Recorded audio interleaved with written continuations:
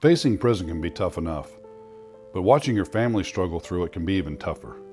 So how do you prepare them for what's to come? Hi, I'm Jason, and this is Behind Bars Blueprint. We are an organization that helps individuals and their families prepare for the incarceration process from beginning to end and even beyond. In today's video, we're going to be talking about 5 essential steps that you can do to prepare your family for your upcoming incarceration. This one's for you and your loved ones, so let's get started. When you're heading to prison, your family faces their own set of unique challenges. There can be emotional, logistical, financial, you name it. In this program and in this video today, we're going to be talking about 5 essential steps that you can do to help them prepare for the upcoming events that are about to take place. You can also go to www.behindbarsblueprint.com for more resources where we go in much more detail and depth on this particular topic. Now, let's get to the 5 essential steps. So step number 1, have an honest conversation. You need to let your family know what they can expect. They need to know schedules, they need to know dates, timelines, things like that. They need to know when your court dates are, and obviously they need to know when your sentencing date is. And remember, when you are sentenced, you're going to be handcuffed immediately and taken away. There's probably not going to be any time for hugs and goodbyes. You're going to be removed from the courtroom almost instantly. And this is something that can be kind of shocking for your family. So you need to make sure you have an honest conversation up front and let them know what to expect and continue to reassure them that you're going to be okay. All right. The other thing you need to do is validate their feelings. Leading up to all this, they're going to have a roller coaster of emotions. It's going to be hope, it's going to be sadness, it's going to be depression, it's going to be anger. You're going to go through the whole gamut of every emotion possible, and you need to let them know that that's okay. It's okay with what they're feeling before the process, during, and even afterwards. They need to understand that it's okay and that you'll work through it. And remember to constantly come back to you're going to be okay and you're going to work through it. And the way you do that is have an honest conversation, not only up front, but throughout the entire process. Step number 2, you want to have a communication plan. You want to make sure that you research facilities, understand what prisons and jails in your area and your state typically do when it comes to visitation, phone calls, writing letters, things like that. And then you want to try to set up as best a plan as you can as far as when are we going to visit? How often can we visit? Who's going to come on the visit? When are we going to make phone calls? Are we going to call every Tuesday and Thursday?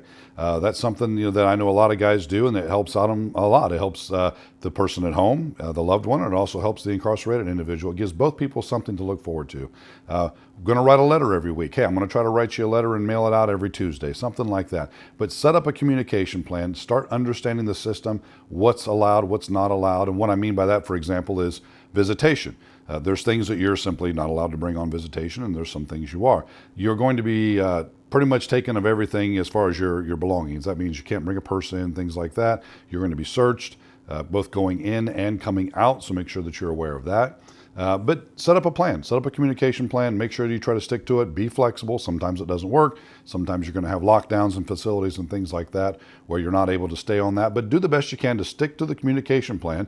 And the way you do that is you put one in place and then go over it together before you go, if at all possible, and then do the best you can to adhere to it. So step number 3, organize your finances and your responsibilities. You need to know who's going to pay the bills. How are they going to pay the bills? At www.behindbarsblueprint.com, we go over budgeting, and that's huge. A lot of people do not budget, and this is a very critical time that you do need to budget. You need to know where every dollar is going. You need to know where every dollar is coming in and where every dollar is going out. This allows you to make payments on time. This allows you to keep ahead of your bills, and it reduces the stress. Money can cause a tremendous amount of stress, and if you have a budget in place, and again, that's something that we go over in our programs on the website and in our courses, our online courses and our workbooks. It makes everything much less stressful. You might want to put somebody in charge. Hey, who's going to be responsible for paying bills? Who's going to make sure that nothing gets missed? Set up a calendar, whatever you need to do. You might need to set up a power of attorney. Again, we go over that in a lot more detail in the program. But basically, a power of attorney is someone who is legally allowed to represent you, your money, your finances, and your assets while you're away.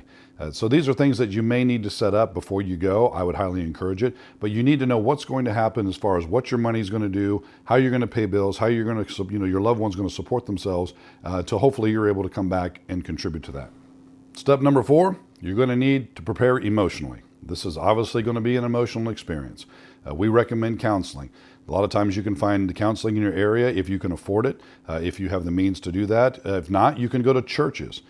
Churches a lot of times will offer counseling for free. You'll be able to meet with a pastor or a clergyman, or they have groups set up where people discuss this. I know we work with a lot of places that have churches that provide groups for simply something like this. And if not, maybe it's something you could get started. Build a community of people, of loved ones that have individuals incarcerated, and talk to those people and spend time with those people and reassure each other, because you're all going to go through the same thing, but you want to make sure that you're managing your emotions properly. Something else you want to do is you want to have coping techniques. And again, we go through a lot of this in our coursework online and also in our workbooks. You want to make sure that you're able to cope with the emotions that are going to come. And they're going to come at strange times, and they're going to come pretty fast sometimes, almost overwhelming, and it's going to feel very strange, especially in the beginning. You need to have the coping mechanisms that will help you get through that, sort of calm you down and make sure you understand everything's going to be okay. This is just new and it's scary. But make sure that you're prepared emotionally for what's coming, and you'll be able to do just fine. And step number 5 kind of piggybacks off of step number 4, and that's build a support network. That's friends, family, best friends, brothers, sisters, whoever you trust that you know honestly has your best interest in mind. Those are the people that you need to surround yourself with, and be very open with them. Tell them, hey, I need your support. I need you to hold me accountable. I need you to maybe help check up on, am I paying these bills on time? I need you to watch the kids for a little bit. Just something where, maybe you need to go pick up a second job and somebody needs to come over and help out with the housework, whatever you can do. But build a community of supportive people, a network of support that can prop you up during this time so you can make sure you meet your obligations. And the great thing about that too is, if you stay busy and you want to stay busy, it makes the time pass a lot quicker. You want to think of it as, you want to get to the next visit. You want to get to the next phone call. You want to get to the next letter. And so occupy your time. The worst thing you can do is sit around all by yourself and thinking about all the scary things that may or may not be happening with your loved one. And one of the best ways that you can avoid all that is get yourself a support network. Maybe it's your church, maybe it's your friends, maybe you're part of a bowling league. It could be anything. But make sure that you try to use that as a way to support you through all of this, so that you're not just sitting around and slowly spiraling into depression, which can very easily happen. Preparing your family for your incarceration is about giving them the tools they need to be successful.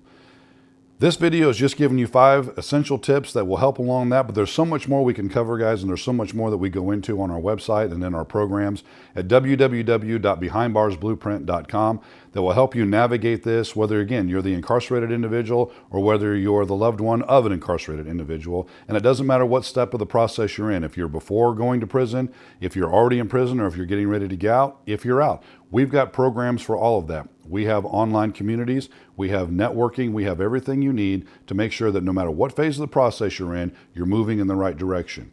And one of those things is making sure you're maintaining proper family relationships and keeping up those family ties, guys. That's a big deal. And I'm hoping that in this video, you picked up a few things that can help. If you would, please like, subscribe, leave a comment down below. We read all the comments. We respond to the comments personally. If there's something you'd like for us to do in particular, put it in the comments. We'll make sure we do that. You can give us a call, 260-228-2626, or you can email us at behindbarsblueprint@gmail.com, and we'll be sure to get back to you just as soon as we can. So I hope this was helpful for you guys. I hope this was something that you learned a little bit from. Again, if you have any questions, don't hesitate to get a hold of us. And until next time, keep the faith, stay strong.